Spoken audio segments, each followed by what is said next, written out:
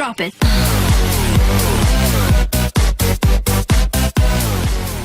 Perfect, I'm not good for you.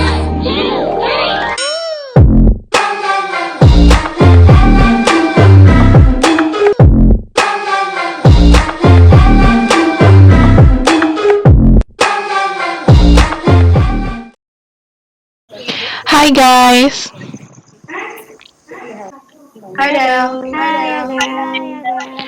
oke, jadi kali ini aku mau ngebahas apa aja yang perlu kita tentuin untuk penelitian sederhana kita. Jadi kita perlu judul penelitian, populasi, variabel acak, jumlah sampel, jenis uji, dan mau statistika apa, deskriptif atau inferensial.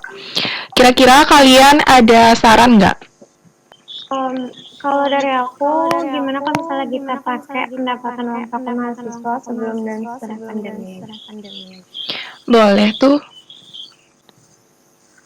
Kalau dari aku, pendapatan kerja pariwisata sebelum dan sesudah pandemik mungkin gimana? Itu juga bisa. Kalau yang uang saku tuh target surveinya pakai kelas 2E gimana? Bisa sih, tapi kalau misalnya mau sampelnya lebih banyak atau lebih luas itu, kita bisa pakai jurusan akuntansi. Kalau yang pariwisata tuh berarti populasinya pekerja pariwisata ya? Iya Del, tapi kayaknya susah nyari sampelnya. Kalau yang uang saku itu coba kan populasinya mahasiswa semua jurusan TB biar lebih luas jangkauannya gimana? Boleh tuh, tapi bisa lebih spesifik mungkin ke semester 2 aja. Surveinya pakai Google Form aja kali ya, biar secara online. Bisa. Terus untuk jumlah sampelnya berapa? 20, 25 atau 30? Menurutku gimana kalau misalnya 25? Jadi nanti kan tiap orang nyebar ke Google Formnya tuh minimal 5 orang. Boleh. Jadi kita pakai statistika inferensial ya karena uji sampel berpasangan. Iya, Del. Oke, jadi aku mau nanya nih, jadi variabelnya itu kan rata-rata uang saku mahasiswa diterima sebelum dan setelah pandemi. Nah, itu maunya pakainya tiap minggu aja. Iya, tiap minggu aja.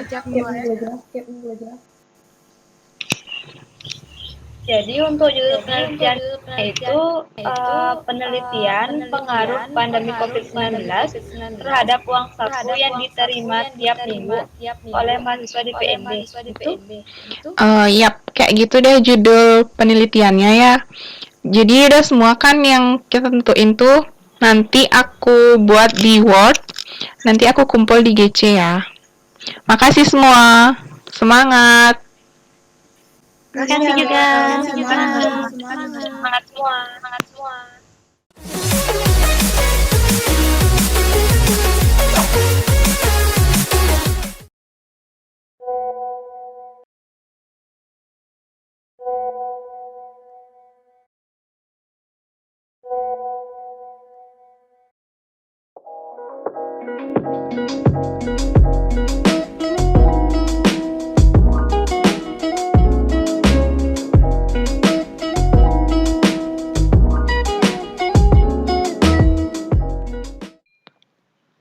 Setelah mengumpulkan data, kelompok kami melakukan uji hipotesis sampel berpasangan. Terjadinya pandemi COVID-19 diduga mempengaruhi penerimaan uang saku oleh mahasiswa. Untuk menyelidiki hal tersebut, kami kelompok 2 dari kelas 2E di 4 akuntansi manajerial melakukan penelitian sederhana terhadap mahasiswa yang ada di Politeknik Negeri Bali dengan mengumpulkan data melalui sejumlah sampel. Data yang dikumpulkan yaitu jumlah uang saku yang diterima oleh mahasiswa Politeknik Negeri Bali, khususnya yang semester 2, sebelum dan sesudah berlangsungnya pandemi COVID-19. Dengan alfa 5%, kami akan melakukan uji hipotesis untuk mengetahui apakah pandemi ini menyebabkan menurunnya penerimaan uang saku yang diterima mahasiswa Politeknik Negeri Bali semester 2. Dengan hipotesis satu arah kanan, apakah penerimaan uang saku mahasiswa sebelum pandemi lebih besar dari uang saku yang diterima sesudah pandemi terjadi? Di sini kami menampilkan tabel uang saku yang diterima mahasiswa semester 2 Politeknik Negeri Bali sebelum dan sesudah pandemi COVID-19 dengan data dalam satuan ribuan rupiah. Terdapat 25 sampel yang kami kumpulkan.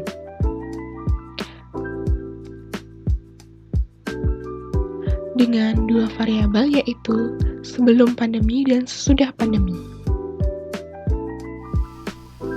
Setelah data yang sudah kami lakukan dan input, ada pun langkah-langkah yang kami lakukan untuk menentukan nilai statistik uji, yaitu pertama, mencari DI dengan cara menghitung nilai selisih antara X1 dan X2, di mana X1 adalah data sebelum pandemi dan X2 adalah data sesudah pandemi.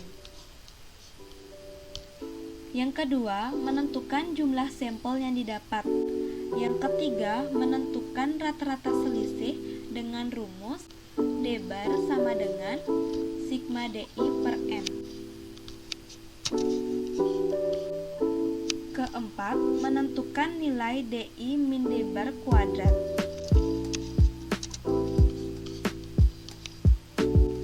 Kelima, menentukan simpangan baku atau SD bar dengan rumus sebagai berikut. Rumusnya, SD bar sama dengan akar sigma DI min D bar kuadrat per N kurung buka N min 1 kurung tutup. Sehingga simpangan baku memperoleh nilai 20,827. Selanjutnya, mencari t-value dengan cara D bar per SD bar.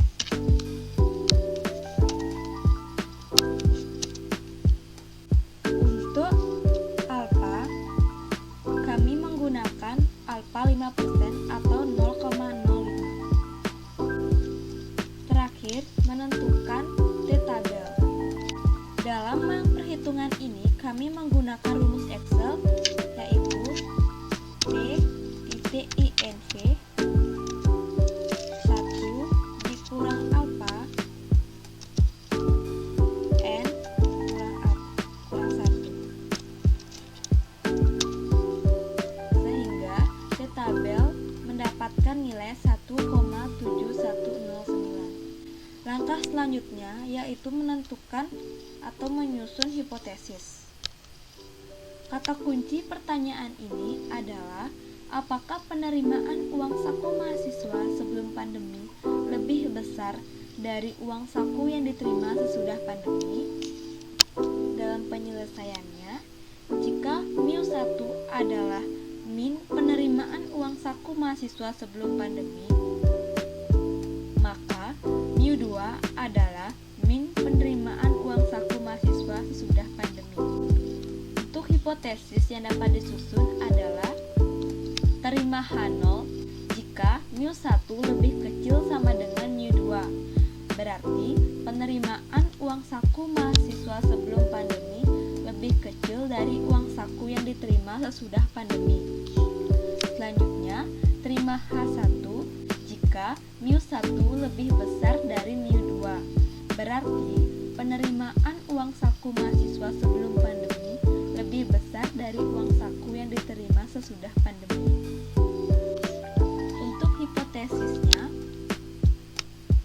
adalah terima H0 jika mu D lebih kecil sama dengan 0 dan terima H1 jika mu D lebih besar dari 0.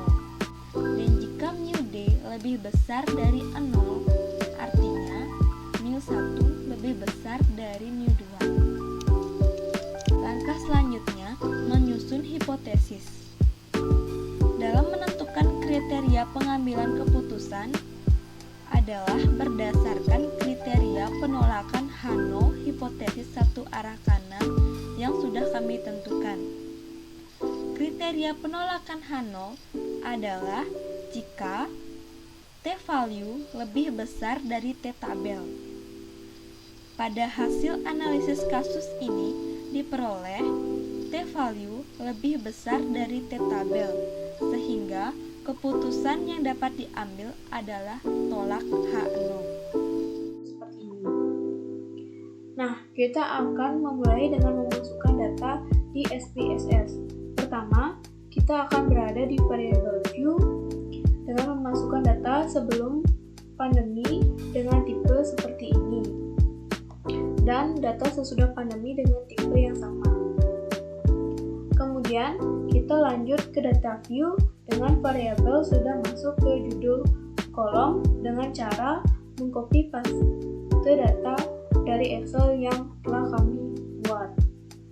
Lalu, kami akan memberikan sebuah berita yaitu dengan cara klik analyze, compare means, lalu pair sampel di test. Maka akan muncul sebuah dialog seperti ini. Lalu kita akan memasukkan data sebelum pandemi ini ke pilot variable dengan cara mengklik perintah ini. Data sudah pandemi dengan cara klik ini, lalu klik OK. Maka akan muncul sebuah output dari SPSS. Nah, dilihat dari sampel statistiknya, min dari sebelum pandemi yaitu sebesar 243,2 dan min dari sesudah pandemi yaitu 130,8, dan min sebelum pandemi dan sesudah pandemi ini akan sama persis dengan hasil min dari data yang ada di Excel. Dan juga sampel tesnya dengan cara melihat T-nya yaitu 5,397 yang sama persis dengan hasil olahan yang di Excel. Lalu dengan kebebasan 24 yang datangnya dari jumlah data yaitu 25, kurang 1, dan yang paling penting yaitu shift to toilet dengan besar 0,00, dan karena hipotesisnya satu arah kanan, maka shift to toilet lebih kecil daripada alfa, maka H0 ditolak atau H1 diterima. Jadi kesimpulannya yaitu uang saku mahasiswa sebelum pandemi lebih besar secara signifikan.